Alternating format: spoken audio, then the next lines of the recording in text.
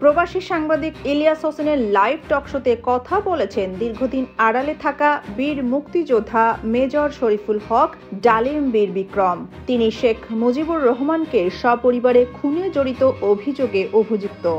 লাইভে 50 বছরের সব প্রশ্নের খোলামেলা উত্তর দিয়েছেন মেজর ডালিম। 5 জানুয়ারি রাতে বিশেষ লাইভে যুক্ত আছেন বীর মুক্তিযোদ্ধা মেজর ডালিম বীর বিক্রম শিরোনামে লাইভে যুক্ত হন সাবেক এই সামরিক কর্মকর্তা।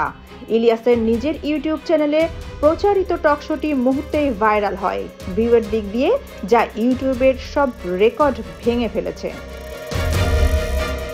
পাকিস্তান আর্মি সারেন্ডার করছে ভারতীয় সেনাবাহিনী। টকশোতে বাংলাদেশের মহান মুক্তিযুদ্ধ, 75-এর 15ই আগস্টের নেপথ্যের ইতিহাস আর সাবেক প্রধানমন্ত্রী শেখ হাসিনাকে নিয়ে অনেক কথা তুলে ধরেন বিদেশে নির্বাসিত আলোচিত এই সাবেক সামরিক কর্মকর্তা।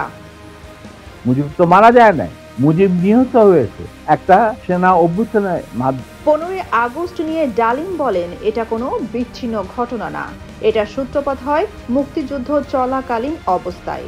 তারা বুঝতে পেরেছিলেন বাংলাদেশের মুক্তিযুদ্ধটা কাদের ইন্টারেস্টে হচ্ছে। এটা কি বাঙালিদের ইন্টারেস্টের জন্য হচ্ছে যে মুক্তিযুদ্ধ করে দেশ স্বাধীন করব, নাকি অন্য কোনো উদ্দেশ্য কাজ করা হবে?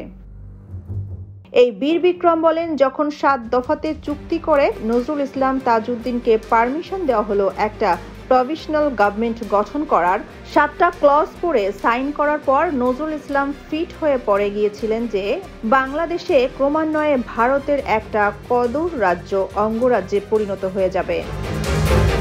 তিনি বলেন, শেখ মুজিব তার জুলুমের মাত্রা এতটাই তীব্র করেছিল যা স্বৈরাচারী আচরণের মতো হয়ে গিয়েছিল। তখন মানুষ সৃষ্টিকর্তার কাছে তার জুলুমের অবসানের জন্য মুক্তি চাচ্ছিল। আল্লাহ, এই মুজিব আমাদের বাঁচাবে। ডালিম বলেন, মুজিবের মৃত্যু আর বাকশালের পতনের খবর জানার পর শহর বন্দর গ্রামের লাখ লাখ মানুষ আনন্দ মিছিল বের করে। যে সমস্ত রাজনৈতিক নেতা বা দলগুলো আন্ডারগ্রাউন্ড ছিল তারাও জনসমর্থন নিয়ে রাস্তায় চলে আসে। এভাবেই জনস্বীকৃতি পেয়েছিল 15ই আগস্টের বৈপ্লবিক সামরিক অভ্যুত্থান। শেখ হাসিনা তখন খুবই ছোট, বিয়ে হয়ে গেছে, প্রত্যেকদিন রাত্রেই মাইক কেটে হেঁটে আইতো, বেগম মুজিব খাওয়াই পাঠাই। শেখ হাসিনাকে নিয়ে ডালিম বলেন, সে সময় হাসিনার সাথে তার তেমন কোনো কথা হতো না, তখন হাসিনার বিয়ে হয়ে গিয়েছিল। তবে তিনি দেখতেন প্রায় স্বামী ওয়াজেদ মিয়ার কাছ থেকে মার খেয়ে বাপের বাড়ি চলে আসতেন। তখন মুজিব তাকে খাইয়ে দাইয়ে আবার বিদায় করে দিতেন। তাই বলা যেতেই পারে হাসিনা মায়ের উপরই থাকতো। সোনিয়া খান, খবর সংযোগ।